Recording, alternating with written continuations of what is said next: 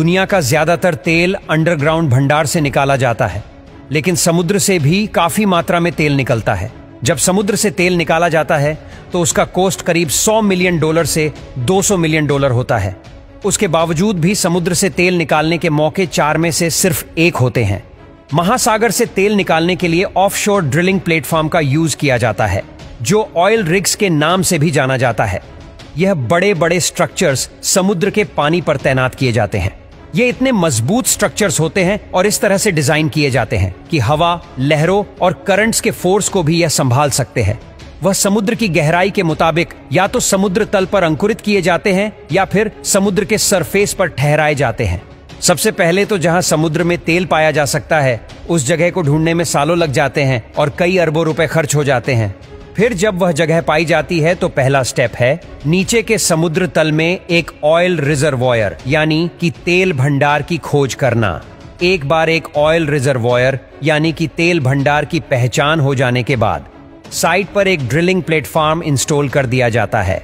जब हम समुद्र के फ्लोर यानी कि तल पर ड्रिलिंग शुरू करते हैं, उससे पहले समुद्र तल पर ड्रिल करने वाली मशीन, जिसको ड्रिल बिट भी बोलते हैं, वह इंस्टॉल कर दी जाती है। ड्रिल बिट एक स्ट्रिंग ऑफ पाइप से अटैच होती है, जिसको ड्रिल रिग रोटेट कराता है, जो कि ऊपर प्लेटफॉर्म से अटैच्ड होता है। जैसे ही ड्रिल बिट समुद्र तल में एंटर करता है, वो वहां एक छेद बनाता है, जिसको वेल बोर भी कहा जाता है। वेल बोर बेसिकली एक तरह से कुआं होता है। जब एक बार कुएं को काफी गहराई तक ड्रिल कर दिया जाता है, अगला कदम तेल को सतह यानी कि सरफेस तक लाने के लिए एक रास्ता बनाना होता है। इसे परफोरेशन गन का इस्तेमाल करके केसिंग में छोटे छोटे छेद बनाकर किया जाता है। गन केसिंग एक्सप्लोसिव्स यानी कि विस्फोटक फायर करती है, जिससे छोटे छेद बनते हैं जो तेल को वेलबोर में बहने की इजाजत देती है। यह पूरा प्रोसेस खत्म होने के बाद तेल को कई सारी पाइप और पंप का यूज करके सतह पर लाया जाता है। समुद्र से निकाला गया तेल आमतौर पर तेल, गैस और पानी का मिश्रण होता है। इसको क्रूड ऑयल भी बोलते हैं।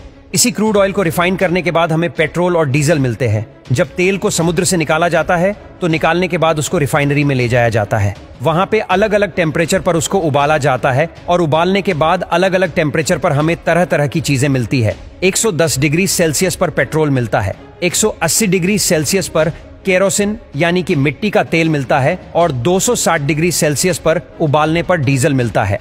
ऑफशोर ऑयल एक्सट्रैक्शन एक कॉम्प्लेक्स और रिस्की प्रोसेस है, जो पर्यावरण को काफी नुकसान पहुंचा सकता है और ड्रिलिंग ऑपरेशन की आवाज और वाइब्रेशन से समुद्री जीवों की बिहेवियर पर गलत असर पड़ता है।